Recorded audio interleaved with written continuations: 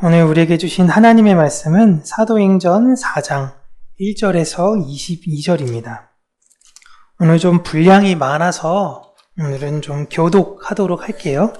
사도행전 4장 1절에서 22절입니다.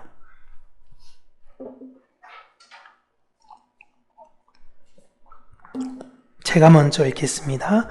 사도들이 백성에게 말할 때에 제사장들과 성전 맡은 자와 사두개인들이 이르러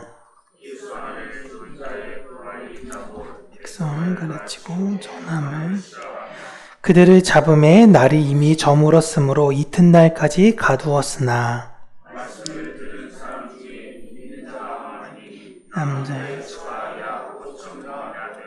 이튿날 관리들과 장로들과 서기관들이 예루살렘에 모였는데 가야바와 알렉산더와 사도들을 가운데 세우고 묻되 너희가 무슨 권세와 누구의 이름으로 이 일을 행하였느냐?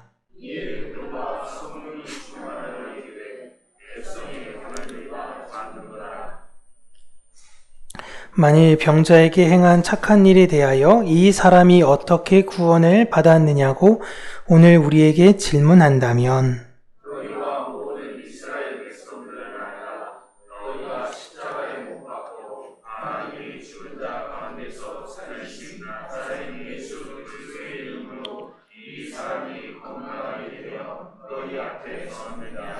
이 예수는 너희 건책자들이 버린 돌로서 집 모퉁이의 머릿돌이 되었느니라. 천하 사람 중에 우리에게 주신 일이 없습니다. 그들이 베드로와 요한이 담대하게 말함을 보고 그들을 본래 학문 없는 범인으로 알았다가 이상히 여기며 또 전에 예수와 함께 있던 줄도 알고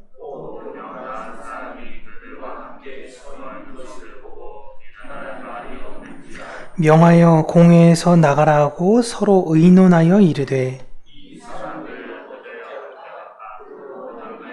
유정한 표적 나타난 것이 예루살렘에 사는 모든 사람에게 알려졌으니 우리도 부인할 수 없는지라.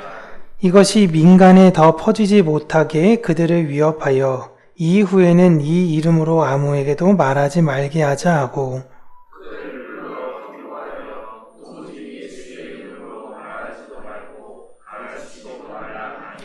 베드로와 요한이 대답하여 이르되 하나님 앞에서 너희의 말을 듣는 것이 하나님의 말씀을 듣는 것보다 옳은가 판단하라.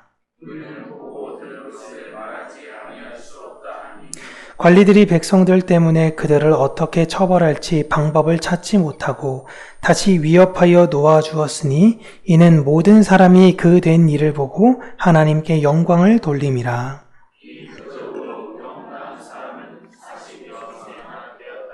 아멘.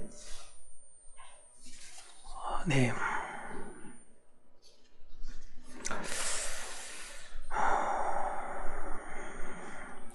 베드로는 안진뱅이의 치유 사역이 자신의 능력에 의해서 된 것이 아님을 아주 명확하게 알고 있습니다.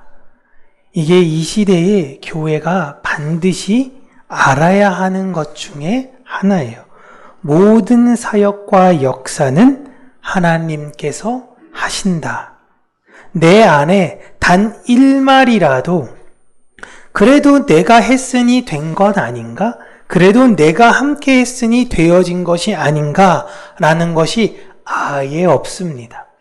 그렇게 내 안에 나는 완전히 사라지고 성령에 충만한 사람들, 성령으로만 가득한 사람들이 나오는 고백과 사역의 모습이 베드로의 안진뱅이 치유 사건입니다.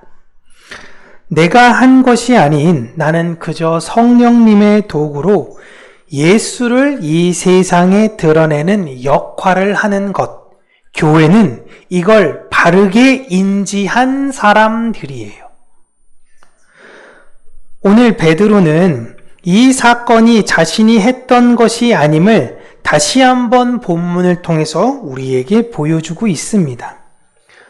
차이가 있었다면 성령께서 베드로를 통하여 전하신 예수의 그 말씀에 대한 내용은 동일하나 그것을 듣는 이들의 확연하게 다른 태도에 있다라는 것이죠.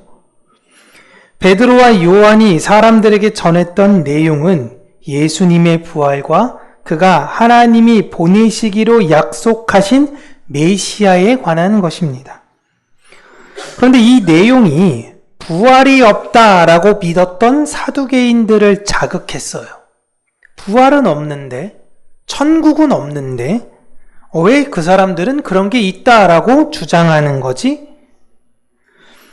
그런데 사두개인들 입장에서는 이 문제를 단순하게 넘기기 어려운 것이 그냥 말로 이야기했으면 그냥 상대방이 그런 논리를 피는구나 라고 생각을 했을 텐데 안증뱅이를 아는 사람들이 너무 많은 거예요. 그렇기 때문에 이들의 주장에 엄청난 힘이 생겼다라는 것을 안 것입니다. 그러자 이 문제에 대해서 사두개인인 대제사장 문중이 모여서 고민했을 정도입니다. 자신들이 그동안 율법을 가르치면서 부활은 없다라고 했고 실제로 부활도 믿지 않았습니다. 그런데 어떤 무리들이 놀라운 기적을 일으키면서 자신들이 죽였던 그 예수가 부활했다고 주장하니 미치겠는 거죠.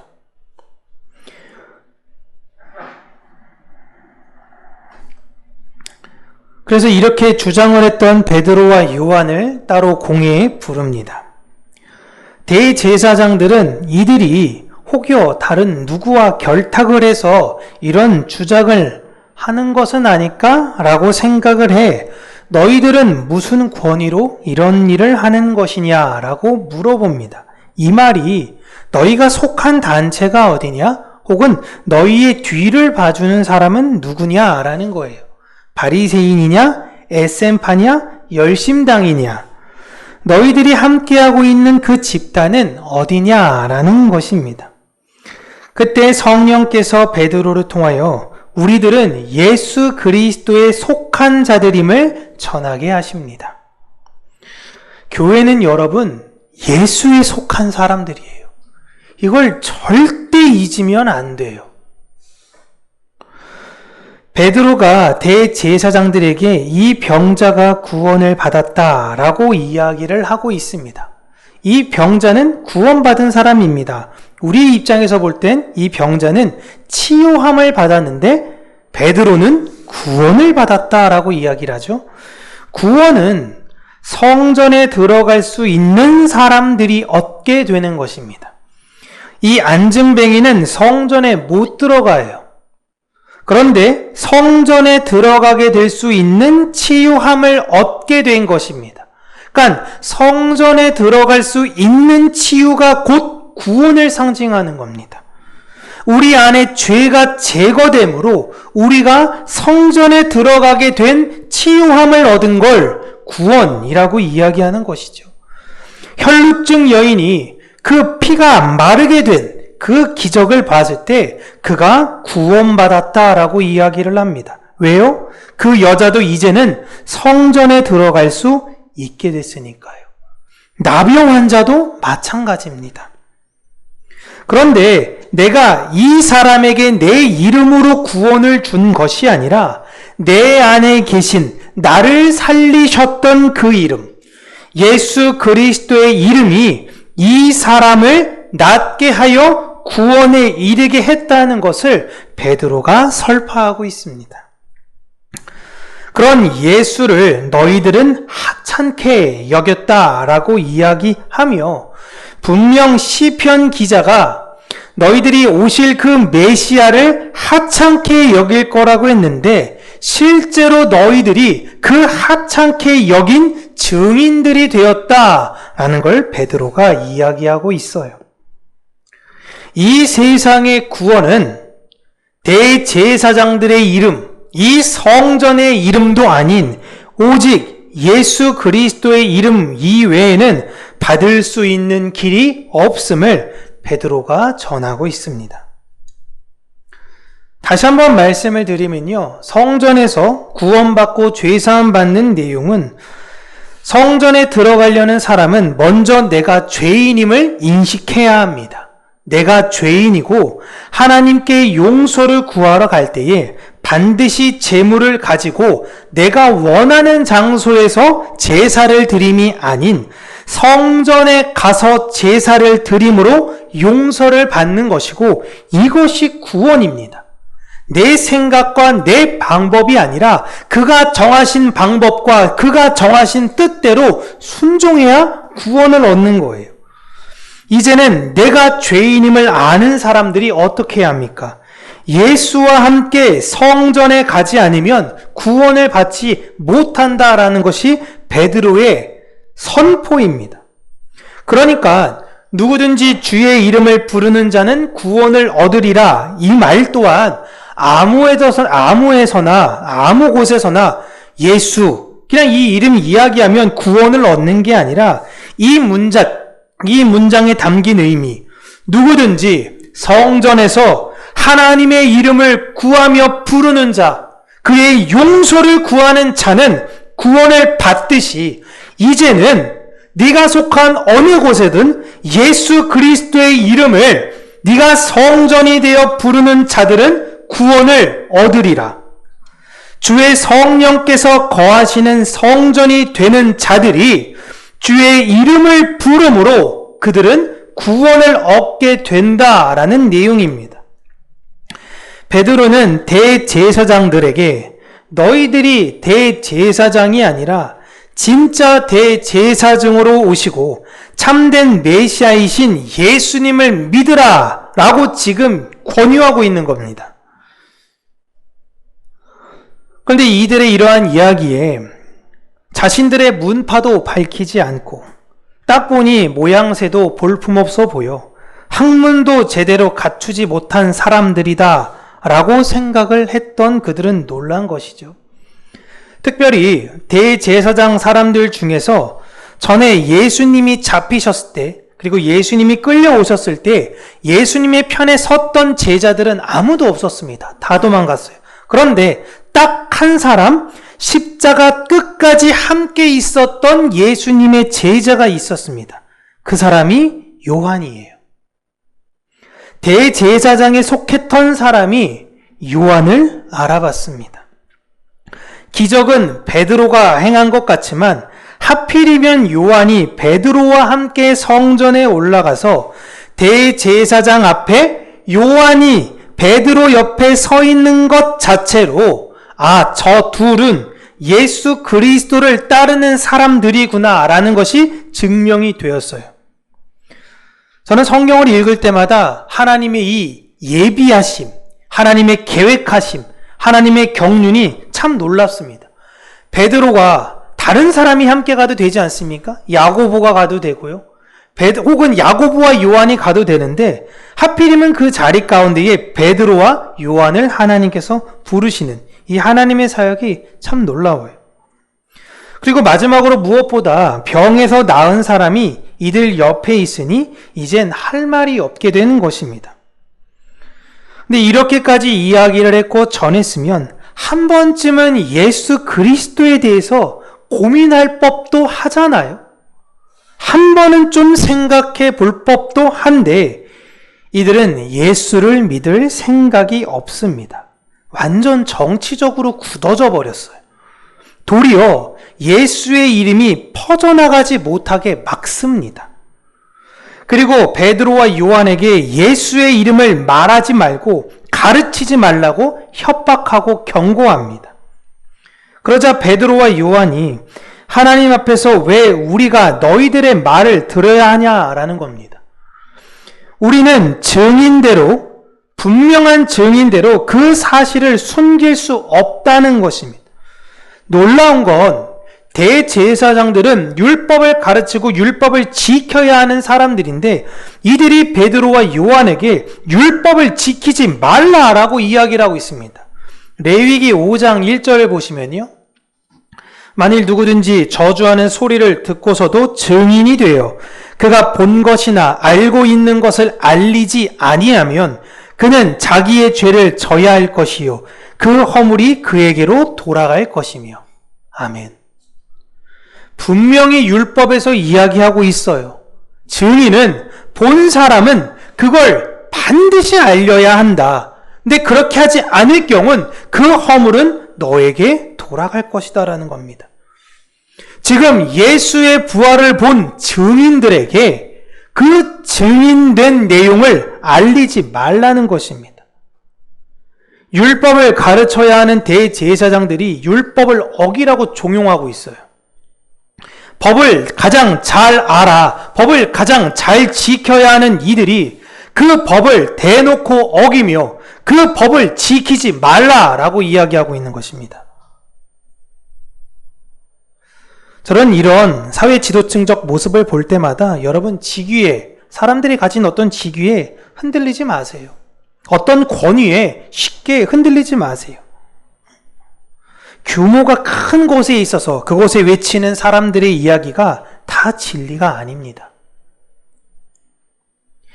유대인들이 예수님을 안 믿는 결정적인 이유가, 여러분 제가 최근에 이게 어떤 방송에서 한 건지는 모르겠는데 미국인인 것 같기도 하고요. 이스라엘에 가서 거기 있는 유대인들을 이제 취재하는데 성경 한 구절을 읽어주고 이 구절이 어디에 있는지 아십니까? 라는 거예요. 그 구절은 이사야서 말씀이었어요. 그는 실로 우리의 질고를 지고, 이 내용을 이야기를 합니다. 이 말씀이 성경 신약에 있을 것 같습니까? 구약에 있을 것 같습니까? 라고 물어보는데 대다수 사람이, 제가 깜짝 놀란 게요, 신약에 있다라고 이야기해요. 야, 얘네들도 성경 안 읽는구나. 얘네들도 성경을 안 읽는구나. 말씀이 종교와 삶이 된 그들도 성경을 읽지 않는구나. 그리고 나중에 이 내용을 설명해 줍니다. 그러니까 굉장히 깜짝 놀래요. 아, 구약에 이런 내용이 있었다면 하면서 굉장히 고민하고 있더라고요. 대제사장이 절대 예수를 믿지 않은 것처럼 여러분, 내 안에 내가 무너지지 않으면요, 절대 진리를 받아들일 수 없습니다. 결국 대제사장들은요, 이들을 벌을 줄 방법만 율법에서 찾습니다. 그런데 그 내용이 없어요. 율법 조항에 그런 내용이 없다는 것을 알고 협박만 하고 풀어줍니다. 물론 이들이 얼마든지 괴롭힐 수도 있었습니다. 그 뒤에는 직접적으로 괴롭혀요. 그런데 그렇게 하지 않는 이유가 율법 조항은 핑계고 사람들이 이 일을 통해 하나님의 기적이 일어났다라고 흥분했기 때문입니다. 여러분, 하나님의 기적이 일어났다라는 것을 유대인들은 어떻게 받아들이냐면 하나님의 긍휼이 우리에게 이르게 됐다라는 것입니다. 하나님이 우리를 버리지 않으셨어. 하나님이 우리와 함께 계신다라는 것의 확증이 기적입니다. 많은 사람들이 이 안진뱅이 기적을 보면서 하나님이 우리를 버리지 않았고 지금도 함께 계신다라는 것을 알게 되어서 감격적이었던 거예요. 이런 사람들의 눈치를 보았던 것입니다. 그러나 성령의 음성을 들었던 그들은 회개하고 돌이켰다면 대제사장들은 하나님의 긍휼이나 사랑에 관심이 없어요. 자신의 권위, 자신의 권력, 그것을 지키는 일에만 관심이 있습니다. 이들은 언제나 힘으로 문제를 해결했던 사람들이에요. 자신의 권위로 다른 이들을 찍어 누르는 이 세상의 방법을 썼던 사람들입니다. 당연히 이것은 예수를 진실하게 믿는 사람들에게는 먹히지 않습니다. 그리고 마지막으로 이 고침을 받는 사람의 나이를 기록하고 있는데요. 이게 굉장히 의미 없어 보이는 내용이긴 한데 누가는 다시 한번 기록을 하는데 이 사람의 나이가 하필이면 40살, 40살이다 라고 기록을 하고 있습니다.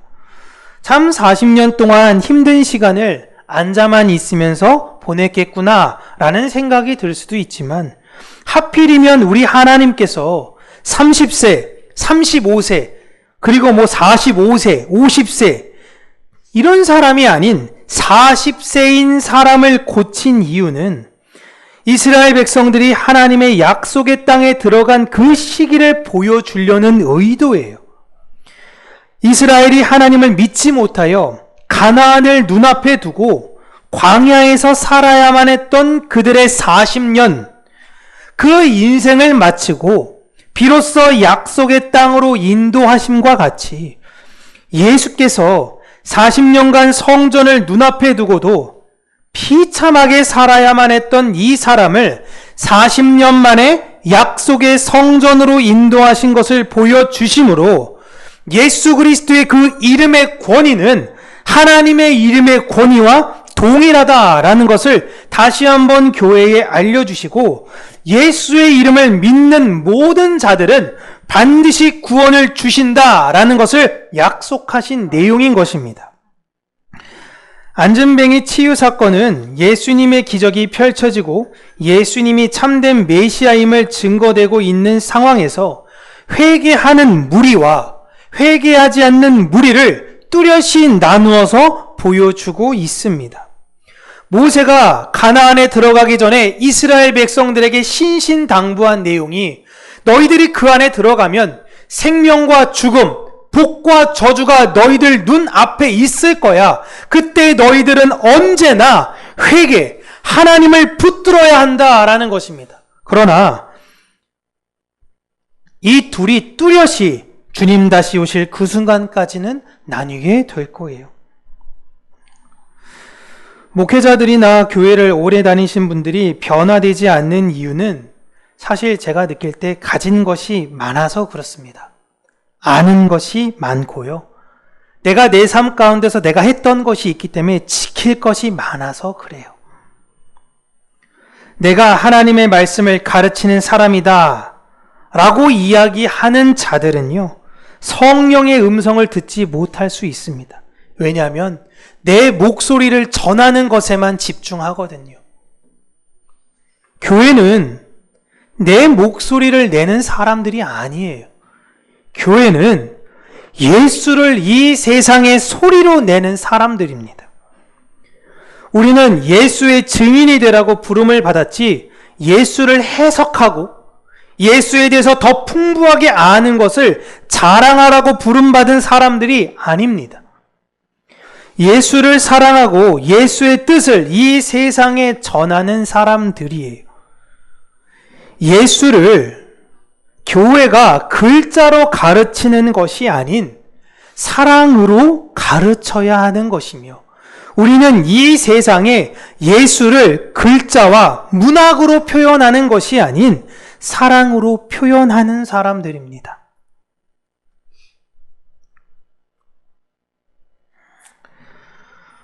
현의 아내인 정혜영이라는 배우가, 제가 일전에도 한번 나눴던 내용인데, 보통 잘 사는 집들, 엄마들끼리 쭉 얘기하다 보면 누구는 어느 학원 보내, 누구는 어디 학원 보내, 이런 어린 아이들의 이 내용이 주된 내용입니다. 근데 그 현과 정혜영의 아이 중에 하나가 러브라는 단어를 영어로 쓰지를 못한다라는 것을 엄마가 알게 돼서 좀 놀랐나 봐요. 너 이거를 쓰지 못하네? 그래서 션에게 아이를 학원에 보내는 것이 좋지 않을까라는 것을 조심스럽게 물어보는데요. 저는 그때 션이 했던 대답이 진짜 걸작이었어요. 우리 아이가 사랑, 러브라는 단어를 쓰지는 못해.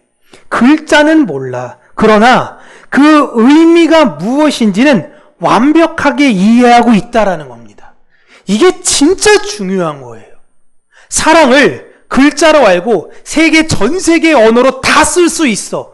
내가 사랑은 어떤 것이라고 말을 다 할 수 있어. 근데 그 사랑이 무엇인지 모르는 사람이 있다면, 사랑을 어떤 걸로 쓸 줄 모르지만 사랑을 완벽하게 알고 있는 사람이 있다라는 것입니다. 예전에 우리나라의 어머니들은요, 사랑 이런 거 글도 잘 몰랐고요, 많은 걸 몰랐어요. 그런데 사랑이 무엇인지를 이 아이들에게 흘려서 그 자녀들이 사랑이 무엇인지를 알고 먹고 자랐습니다. 근데 요즘은 사랑을 어떤 말로 쓸 줄도 알고 어떻게 표현할 줄도 다 아는데 애들이 사랑을 몰라요.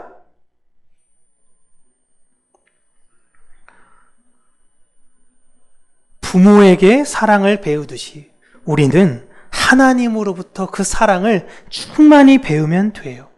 지식은 여러분 나중에 습득해도 돼요. 나중에 어느 순간 해야겠구나 라고 동기가 부여되면 정신없이 공부하게 됩니다. 그런데 사랑은요, 어떻게 해야 하는지를 배울 시기를 놓치면 몰라요. 그래서 우리는 부지런히 말씀을 통해서 하나님의 사랑을 배우고자 해야 되는 것입니다. 우리가 기도해야 되는 이유, 하나님 그 사랑 알려주세요. 우리가 말씀을 읽는 이유, 하나님 그 사랑 알려주세요. 내가 혹여나 그 사랑을 잃어버리고 내 안에 내 고집대로 하지 아니하도록 하나님 그 사랑을 글자로 아는 것이 아닌 그 하나님의 사랑을 내 마음 가운데에 그려주세요. 그것을 우리가 날마다 고백하며 되새기며 살아야 하는 것입니다. 다시 한번 여러분들에게 말씀드리면 교회는, 우리 평강교회는 이 시대 속에 사랑은 이런 것이다 라고 가르치는 사람들이 아닌 사랑이신 예수 그리스도를 만나기를 원합니다 라는 그 고백을 전하는 자들인 것을 잊지 마시기를 바랍니다. 기도하겠습니다. 사랑의 하나님 아버지, 하나님의 백성들이 하나님을 아는 그 지식, 하나님을 사랑하고자 하는 그 마음이 없어 그들이 결국 망하게 된 그 안타까운 상황과 그 안타까운 현실들을 우리가 성경을 통해 보고서도 여전히 우리가 그들과 동일하게 사랑을 글자로만 알며 사랑을 어떻게 하는 것인지 해석만 하고 있는 것은 아닌가 다시금 생각하며 내 안에 하나님을 향한 그 잃어버린 사랑이 있다면 하나님 다시금 하나님께서 보수하셔서 내 안에 하나님의 사랑을 가르치시고 하나님의 사랑을 모르는 자들에게 전하는 자들이 되게 하여 주시며 우리 평강교회가 그 귀하고 복된 아름다운 사역들을 잘 전하는 교회가 될 수 있도록 은혜 더하여 주시옵소서. 예수님 이름으로 기도합니다. 아멘. 우리 찬송가 540장 우리 찬양 부르고요. 축도로서 예배를 마치겠습니다.